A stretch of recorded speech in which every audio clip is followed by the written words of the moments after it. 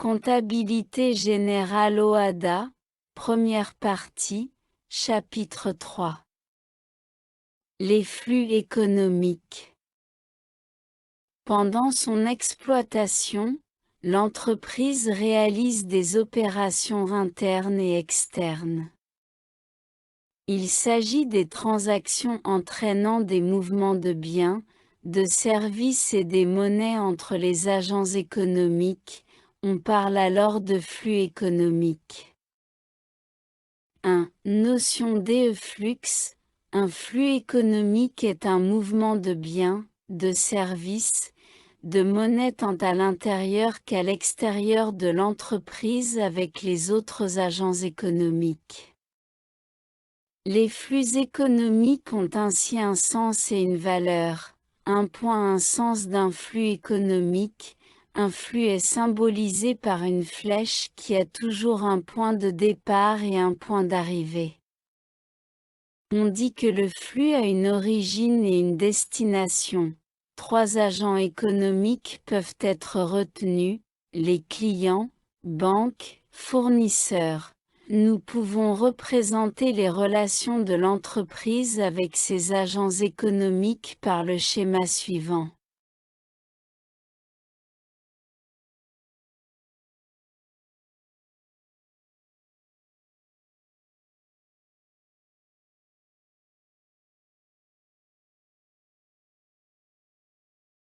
Nous remarquons que les relations de l'entreprise sont caractérisées par l'existence de 2 flux économiques opposés.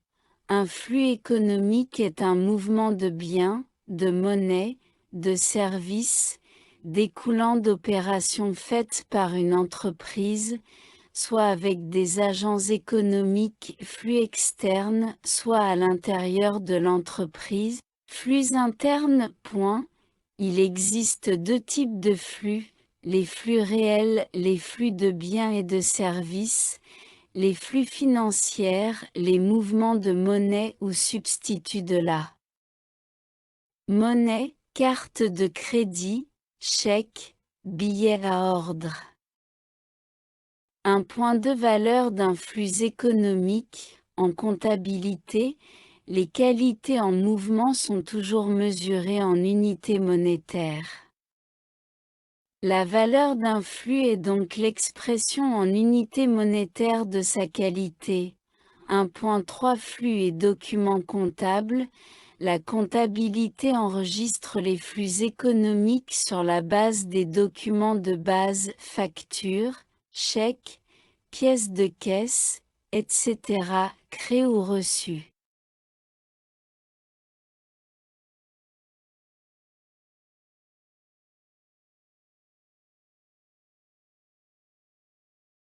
Chapitre 4.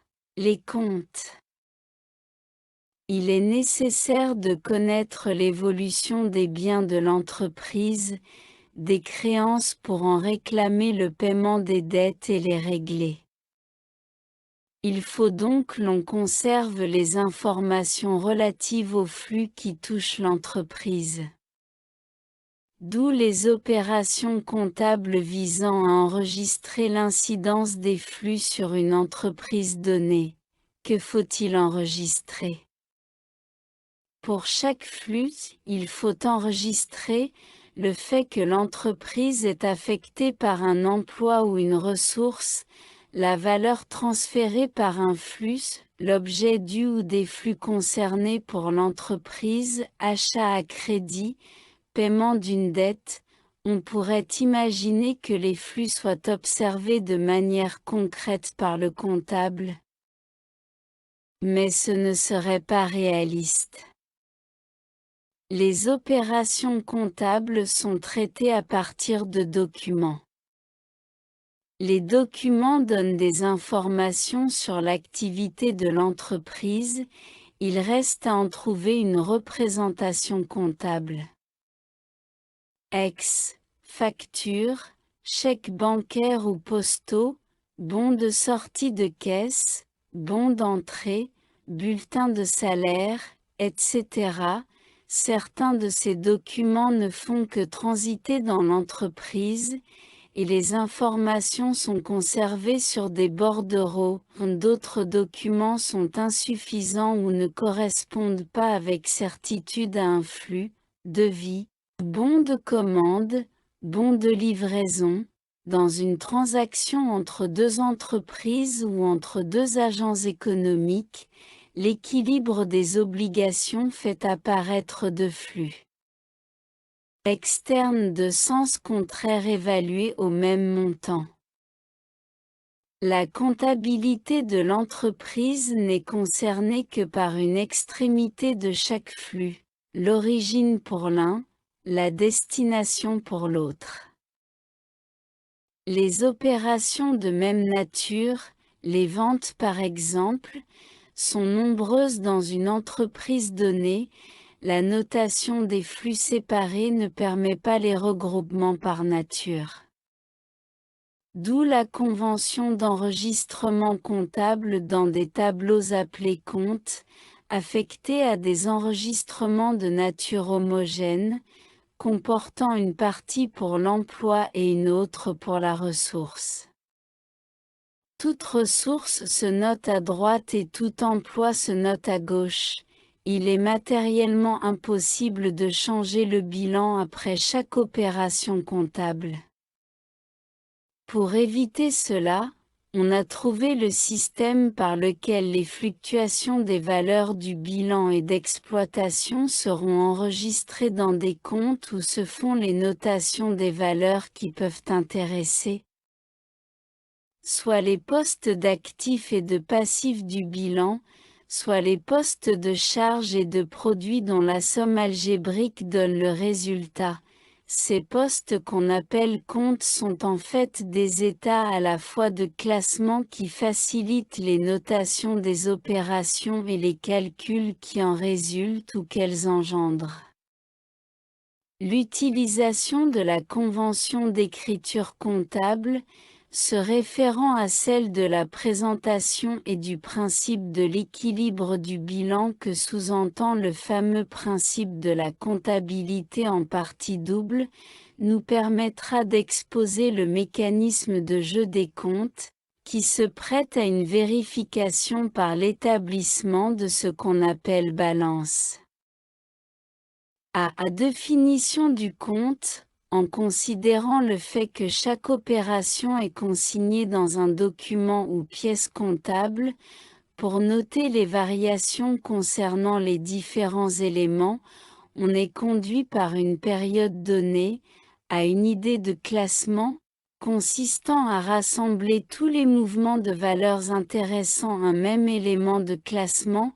Cela fait l'objet de création d'un compte. Ainsi, ce classement s'opère en ouvrant pour chaque élément d'actif ou du passif dont on veut suivre les variations, un état ou un tableau statistique appelé compte.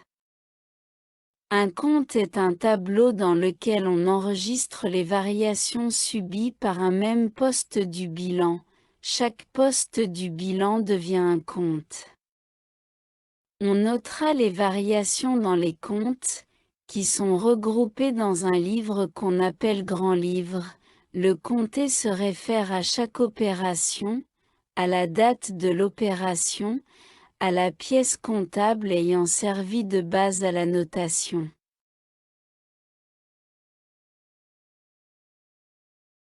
B. Présentation du compte. Par convention, on intitule débit, la colonne des valeurs de gauche et crédit, la colonne des valeurs de droite. Débiter un compte consiste à inscrire une somme au débit de ce compte. B. Créditer un compte consiste à inscrire une somme au crédit de ce compte. Si dans le bilan et dans le compte, le côté gauche est réservé aux emplois et le côté droit aux ressources, il y a lieu de ne pas confondre débit et crédit avec actif et passif, bien qu'il s'agisse de définitions purement conventionnelles, il convient de ne pas utiliser les unes pour les autres. L'inscription d'une somme au débit ou au crédit d'un compte s'appelle imputation. C. Solde d'un compte est le résultat de la somme algébrique résultant de la différence totale du débit et totale du crédit. Le solde est dit débiteur, si le total débit est supérieur au total crédit. Il est créditeur dans le cas où le total crédit est supérieur à celui du débit. Balancer, fermer. D. Un compte dont le solde est nul est dit soldé. Arrêter un compte, c'est en déterminer le solde et l'inscrire du côté le plus faible, de manière à obtenir deux totaux égaux, que l'on place sur une même ligne horizontale et que l'on souligne d'un double trait.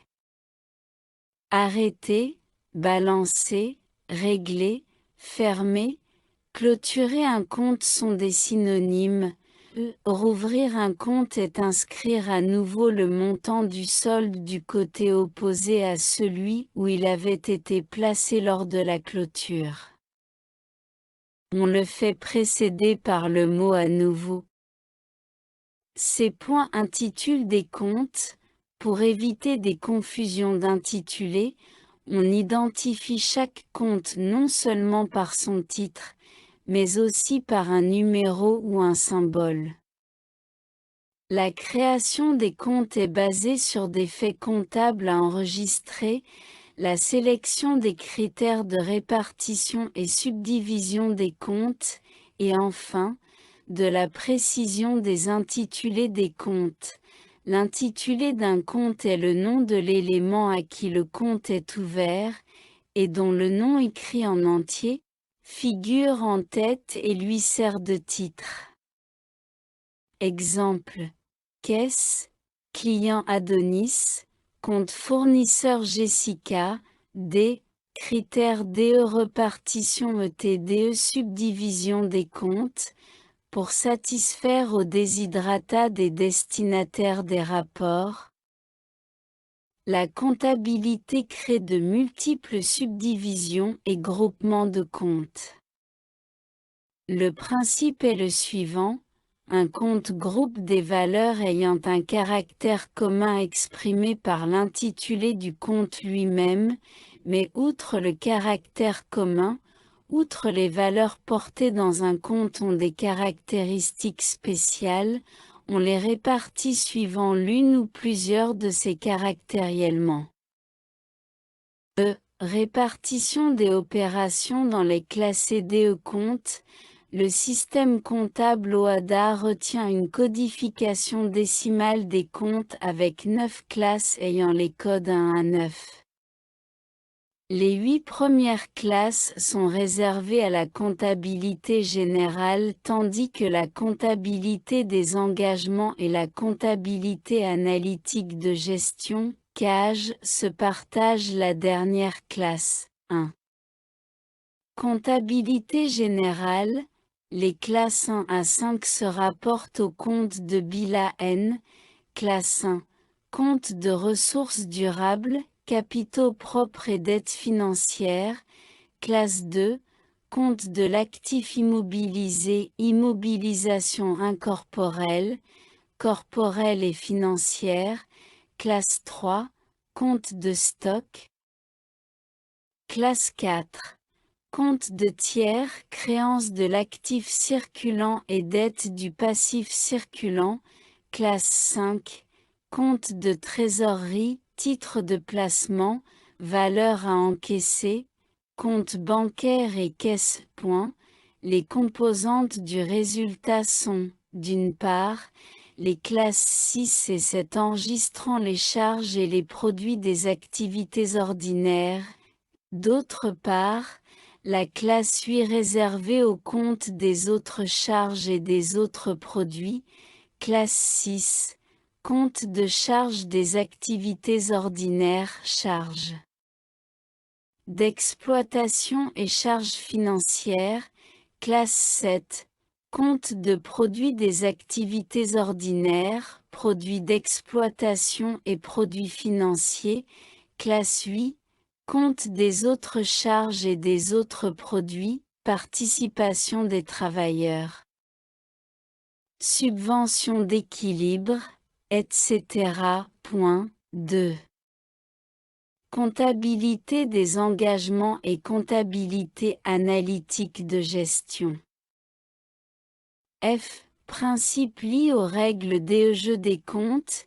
Il y a lieu d'abord de rappeler le 5e principe de la comptabilité selon lequel tout flux économique ou acte intéressant la vie et l'exploitation d'un agent économique, une entreprise en l'occurrence, comprend en réalité une opération principale et la conséquence de cette opération. Enregistrement le comptable de ces deux opérations se fait simultanément, comptabilité à partie double. Il s'ensuit que dans les comptes à présenter selon le besoin de la cause sous forme de T, il faudra grouper toutes les augmentations d'un côté, et toutes les diminutions de l'autre côté pour simplifier le travail d'enregistrement. La question qui se pose est celle de savoir de quel côté du compte seront notées les augmentations et de quel côté les diminutions. Cet ensemble des considérations ont conduit aux principes comptables qui suivent. Il y a d'abord le principe relatif aux opérations de soustraction qui s'énonce comme suit. Pour retrancher une somme du débit d'un compte, on l'ajoute au crédit du compte, et pour retrancher une somme au crédit d'un compte, on l'ajoute au débit du compte. C'est le 6e principe de la comptabilité, principe de la soustraction. Ce principe a pour but d'entrer de mêler des additions à des soustractions. Quant au fonctionnement général des comptes, c'est le 7e principe qui l'organise. Ce principe est le principe clé de voûte de la comptabilité. Il constitue la base de tout mouvement comptable. Il s'énonce comme suit. On porte au débit des comptes d'actifs, de charges et pertes, les avoirs ou emplois et les augmentations d'avoirs et d'emplois. Les diminutions sont portées au crédit. On porte au crédit des comptes du passif, des profits et produits, les dettes et autres ressources et augmentation des dettes et d'autres ressources. Les diminutions sont portées au débit. Les comptes de bilan et les comptes de gestion augmentent du côté où ils sont inscrits au bilan ou au tableau de résultats et diminuent en sens inverse. Cela nous amène à parler de mouvement de compte, régi par le 8 principes de la comptabilité. Nous trouvons encore une fois l'application de la partie double au mouvement des comptes. La constatation d'un mouvement donne lieu à au moins deux enregistrements tels que le montant enregistré dans des colonnes de droit et crédit est égal au montant enregistré dans des colonnes de gauche. On enregistre donc chaque opération en mentionnant toujours deux comptes au moins, celui où ceux qui reçoivent vendent la valeur, celui où ceux qui fournissent vendent la valeur. Le 8e principe s'énonce comme suit. Principe de mouvement des comptes. Tout compte qui reçoit doit être débité de la valeur reçue par le crédit dû ou des comptes qui fournissent la valeur. Tout compte qui fournit doit être crédité de la valeur fournie par le débit dû ou des comptes qui reçoivent cette valeur. Il peut exister de débits correspondants égales. Au niveau du bilan, les comptes de passifs enregistrent d'abord des ressources à leur crédit, puis des emplois à leur débit. Ceux d'actifs enregistrent d'abord des emplois à leur débit puis des ressources à leur crédit. Les principes formulés jusqu'à présent sont étroitement liés et il faut les voir sur le plan d'ensemble pour leur application correcte dans une comptabilité. Mais il en reste un 9e et un 10e non moins important qu'on examinera dans la suite. Jeu de compte, le principe de fonctionnement de la comptabilité à partie double s'applique de 4 façons différentes qui donnent les 4 équations comptables suivantes. Plus actif égale actif, exemple, on achète du matériel au comptant pour 50 000 FC. Cette opération concerne deux comptes de l'actif, le compte 24 qui augmente de 50 000 FC et le compte 57 qui diminue de 50 000 FC. B, plus actif égale actif, exemple, on achète du matériel à crédit pour 50 000 FC. Cette opération mouvemente un compte de l'actif, le compte 24 et un compte du passif, le compte 40. Le compte 24 augmente de 50 000 mais en contrepartie d'une augmentation des dettes envers les fournisseurs pour un montant de 50 000 FC. C, plus actif égale plus passif, exemple, on paye un fournisseur par chèque pour un montant de 50 000 FC. Cette opération entraîne une diminution d'un compte de l'actif et une diminution d'un compte de passif. D, actif égale passif, exemple, nous devons à un fournisseur 25 000 FC. Il tire une lettre de change sur nous de 25 000 FC valeur nominale. Cette opération entraîne une augmentation d'un compte de passif, ici le compte 402, fournisseur effet à payer et une diminution d'un autre compte de passif, ici le compte 40 fournisseurs. E, passif égale plus passif, pour bien appliquer la relation existant entre différents comptes entre eux, il faut toujours se poser 3 questions suivantes. 1 degré, quels sont les comptes qui subissent une modification? 2 degrés, quelle est la nature de ces comptes? A, P, CH, PR, 3 degrés, augmente-t-il ou diminue-t-il? Puis la conclusion sur le problème à débiter ou à créditer se tire automatiquement. Exemple 1. Achat du matériel à crédit pour 4000 FC. A. Quels sont les comptes qui subissent une modification? Réponse. 24 matériels et 48 fournisseurs d'immobilisation. B. Quelle est la nature de ces comptes? Réponse. 24 matériel égale actif et 48 fournisseurs d'immeubles égale passif. C. Augmente-t-il ou diminue-t-il? Réponse. 24 matériel égale plus. 48 fournisseurs d'immeubles égale plus. Conclusion. 24 matériel à plus, donc D. 48 fournisseurs d'immeubles P+, donc C. C, plus actif égale plus passif. Exemple 2. Un client accepte une traite que nous tirons sur lui. 1000 FC. A. Quels sont les comptes qui subissent une modification? Réponse. 411 clients et 412 clients effets à recevoir. B. Quelle est la nature de ces comptes? A, P, CH, PR. Réponse. 411 clients égale actif et 54 effets à recevoir égale actif. C. Augmente-t-il ou diminue-t-il? Réponse. 411 clients à moins et 412 clients effets à recevoir à plus. Conclusion. 411 clients à moins, donc C.